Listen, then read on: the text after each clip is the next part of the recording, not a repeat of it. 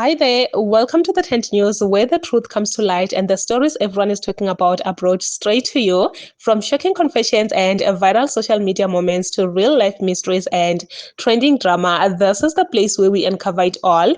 Now, please watch this video first, and I will be back with the rest of my commentary. South Africa people, I'm asking you, we are not looking good in the whole of Africa right now. It's not our fault.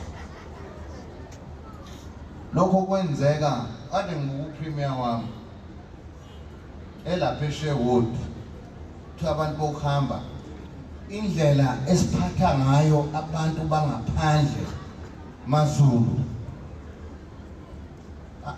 angiboni uyabona namhlanje ngathi uyahamba eZimbabwe ubuse uthi ngiphuma kwaZulu Natal bazakushaya yes niyakufuna lokho sikudingi yes sizwa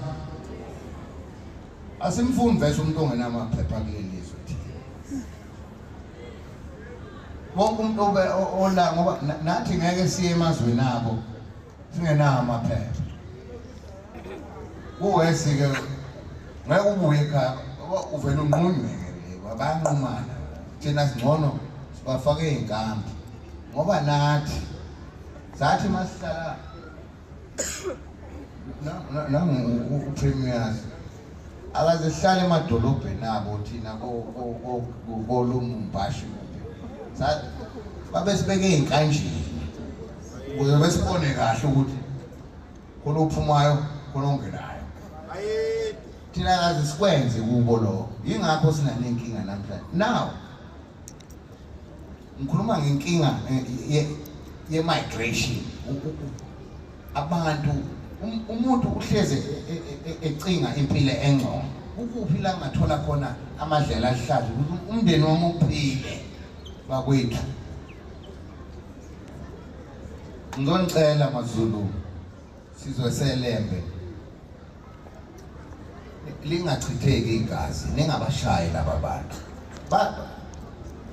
bazisho ukuhlupheka la njengoba nathi sihluphekela sathi nami ngiyahluphekela nawe uhluphekile ngizakuthini-ke mina ngoba suthi izohlupheka so yingakho sikule nkinga esikuyo namhlanje kodwa akusho ukuthi bese sibashaya. Ngakhuluma mina nophakela umthakathi nongizwe amuzukushawa muntu akekho umuntu ufuna ukuza ubuhlungu angazi noma kumele ngikhulume ngayo le yoga le esihlangane angazi ulimi le yoga likhulunywa kanjani futhi umuntu angifuna uphakamisa umlenze wenze njani. It's an international language angithi asebenzise yona le yoga le because if I were to title everything going on in South Africa right now, I would title it Heal South Africa First. Then maybe everyone would understand that we are willing to heal other people too. But before we can do that, we need to heal South Africa first. South Africa is a very hurt country. I don't even think you guys understand how hurt we are as a country. And also, another thing that I would say is that, yes, I'm African, but I am South African first. And there is nothing wrong with me choosing to be South African or prioritizing my national identity before my continental identity, because that's what everybody does around the world. Korean people, they are Korean before they're Asian. Chinese, they are Chinese before they are Asian. That's not even a point of discussion. It is what it is. So why we understand the unity that African people have, and that's the mistake that South Africa made in the past. In the past, we accepted people who till today have not accepted us. But fortunately or unfortunately, fortunately for them, unfortunately for us, they are South African, these people. Their nationality is South African. They identify as South Africans. And unfortunately, they have their claws way too deep. You understand? That fight is important. but it's different. And it's been ongoing. We've been trying to fight it. But for now, but for now, but for now, like, it's so sad. But ngiyajabula mina ukuthi South Africa is putting South Africa first, because ave kubuhlungu ukuhamba amazwe fanele uhlale uchaza izwe lakho. Like, mina ngiyayibona shame into eniyenzayo, yazi nina niyasebenza ngenza kwethu, ngoba kubuye kube embarrassing ukusho nje ukuthi enene I am from South Africa, because manje sekufanele ngilibele ngichaza kuthiwa but South Africa kunje, but South Africa kwenza.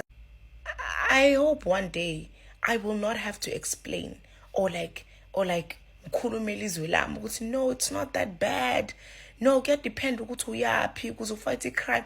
Like, I just really hope that this fight is the beginning of greater things, because I know this is not just about fighting illegal immigration. This is about fighting the government finally, and we're gonna get there. Just ningaphazamiseki ngenza kwethu, siyezwana.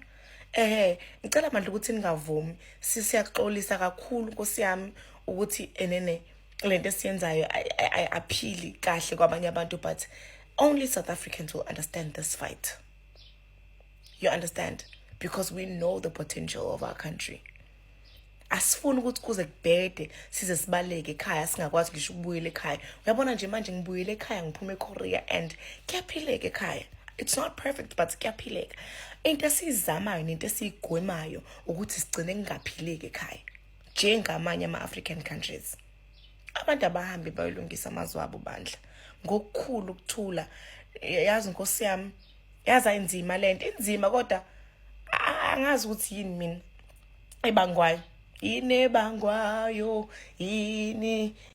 The Zulu King has actually taken to his hands to call out this violence that we are seeing on social media against illegal immigrants, to say, can you please stop doing what we are doing, because this does not make our country look good in other countries. They even gave an example by saying, if right now you go to Zimbabwe and then they ask you, where are you from? And then you're saying, you are from KwaZulu-Natal, they will attack you because of everything that is happening right now, which is very true, guys. Very, very true. And not only Uguti, you are from KwaZulu-Natal, as long as you say you are from South Africa, you're already in danger. I've seen so many South Africans that are in other countries coming out to say, yo, I actually had to lie to say I'm from this other country because I knew if I say I'm from South Africa, it will be very bad for me. And those people are at work, by the way. They are working, yes, they're at work and they have to lie just because of the violence that we are experiencing in South Africa as we speak. With this one, guys, please say your thoughts down below in the comment section. Do you think he's right or what? And the other lady is actually saying that illegal immigrants have to go home because obviously she came back from Korea and yeah, we're pilega. So illegal immigrants have to go back home. They have to go back home, which I do understand her cry, by the way. I do understand those that are saying, nope, we are being affected very badly. They have to leave. But anyway, please say your thoughts down below in the comment section about these two videos. So what do you think?